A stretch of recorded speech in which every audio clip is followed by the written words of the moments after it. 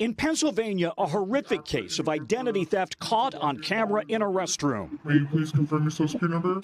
Prosecutors say a caretaker for intellectually disabled people stole their identities and filed more than $100,000 in fake unemployment assistance claims. He has not entered a plea. In California, a hospital worker allegedly stole the identities of dying patients for a fraud ring. This guy died a few hours ago. How many names do we need? He texted a co-conspirator. And it's happening in every city and state. Crooks stealing billions in pandemic-related state unemployment benefits. Claims being made in the names of inmates, death row people, dead people, fake people. Sacramento District Attorney Anne-Marie Schubert. Is this a fleecing of America? It's the biggest fleecing of America I think we'll ever see.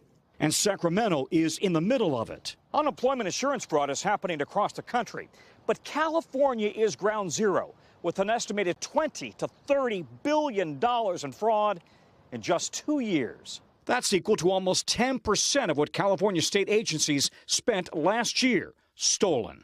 Who's behind it? Everyday Americans and criminals, even overseas crime syndicates cashing in on pandemic unemployment assistance.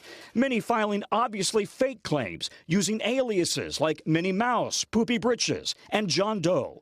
But the states, ill-equipped to audit the millions of pandemic claims, were also under pressure to issue the checks to prevent mass unemployment and poverty.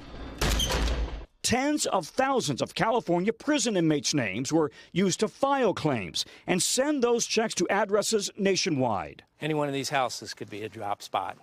And you'd never know. You never know. John Costa's software is used to uncover this kind of fraud. He says the total losses are much higher than most states are willing to admit. I can tell you that in some states, we saw as many as 3 out of 4 applications for some of the federal programs were very likely fraudulent. 75%? 75% in certain states. Really astounding numbers. Many claims are filed under stolen identities, yours and mine, for sale on the dark web. Security veteran Derek Benner took us inside. This person is selling 8,000 passports, $7 each. And they contain personal information such as social security numbers and dates of birth. Some criminals filed thousands of bogus claims simultaneously, the web spreading across the country. The problem? Most states don't share insurance claim or fraud information with each other. NBC News asked all 50 states how much they'd lost to fraud and how many Americans have been affected. Most didn't know or wouldn't say. But Ohio State Auditor Keith Faber was candid. His own stolen identity was used in a fraud scheme. We found systemic failures at all levels. We found that the system did not have the proper controls to avoid fraud and overpayments. We think the total number now is over $5 billion in loss. We're going to have to fix this problem. Unless America is willing to accept it, we're going to literally send hundreds of billions of dollars to criminals. And police say street criminals have found easy money in filing fake claims, helping to fuel the surge in drugs, guns, and violence. A lot of people may think that, unemployment insurance fraud is kind of a victimless crime. You're just taking money from the government. Well, ask anybody on the other side of a handgun, particularly, or an automatic weapon, or an AR-15 that's been purchased with unemployment insurance fraud. Ask them if that's a victimless crime.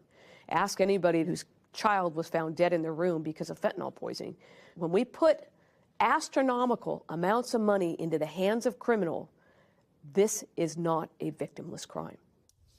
California authorities say they have been moving to block this kind of fraud, already blocking $125 billion worth. But experts believe the scale of this fraud is expected to surpass $200 billion.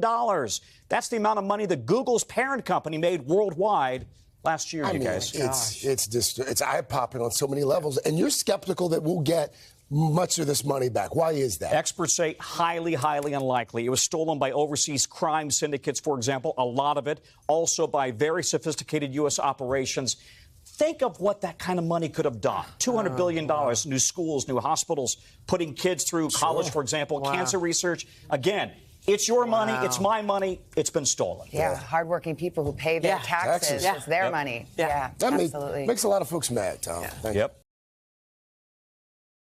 Hey, thanks for watching our YouTube channel. Find your favorite recipes, celebrity interviews, uplifting stories, shop our favorite deals, and so much more with the Today app. Download it now.